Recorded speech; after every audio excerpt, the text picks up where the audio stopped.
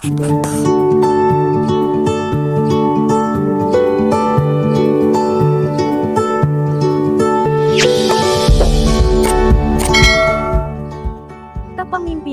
A. Pengertian pidato. Pidato adalah sebuah kegiatan berbicara di depan umum atau berorasi dengan susunan yang baik untuk menyatakan pendapatnya, atau memberikan gambaran tentang suatu hal. Pidato biasanya dibawakan oleh seseorang yang memberikan orasi-orasi dan pernyataan tentang suatu hal atau peristiwa yang penting dan layak untuk diperbincangkan. Pidato bertujuan menyampaikan suatu pendapat atau pandangan terhadap hal tertentu kepada banyak orang. Pesan yang disampaikan secara langsung dalam pidato biasanya berisi suatu himbauan dan ajakan untuk melakukan suatu hal yang berguna bagi banyak orang. Pidato merupakan kegiatan berbicara. Berpidato bisa dilakukan berdasarkan teks atau naskah pidato yang sudah disiapkan sebelumnya. Berdasarkan catatan tentang garis besar isi pidato. Ada pula yang serta-merta, tanpa teks. Kerangka pidato adalah catatan tentang pokok-pokok isi pidato yang disusun sesuai dengan urutan yang dikehendaki.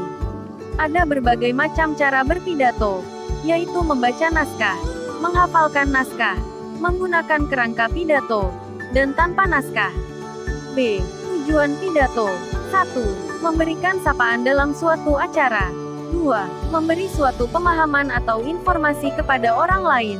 3. Mempengaruhi orang lain agar mau mengikuti keinginan kita dengan sukarela.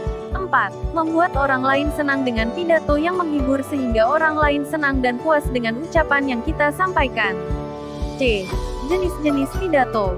1. Pidato pembukaan. Pidato pembukaan merupakan pidato singkat yang dibawakan oleh pembaca acara atau MC. 2. Pidato pengarahan. Pidato pengarahan merupakan pidato untuk mengarahkan jalannya acara pada suatu pertemuan. 3. Pidato sambutan.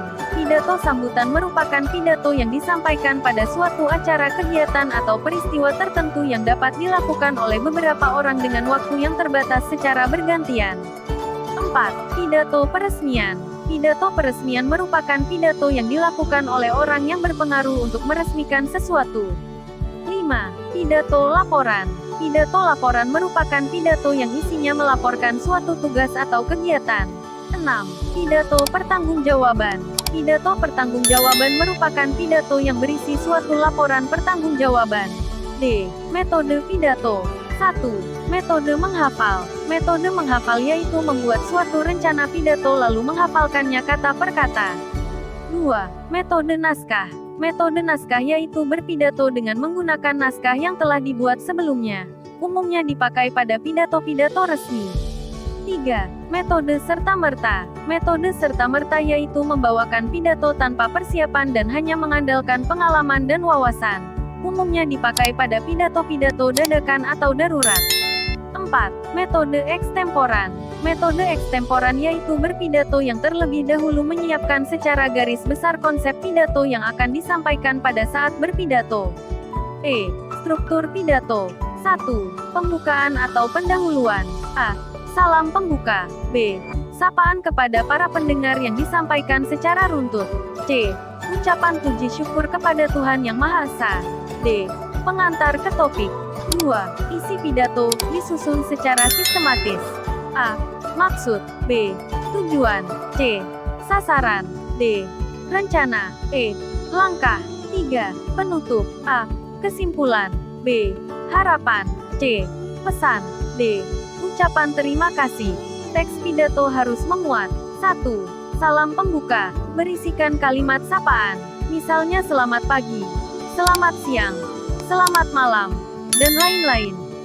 2. Pendahuluan. Memaparkan topik permasalahan yang akan dibahas. 3. Inti. Berisikan pembahasan topik secara lengkap. Kalimat ajakan atau bujukan digunakan untuk mengajak pendengar melakukan kegiatan yang diharapkan. 4. Penutup. Penyampaian rangkuman atau intisari topik yang telah disampaikan. 5. Salam penutup. Berisikan kalimat salam penutup seperti, terima kasih.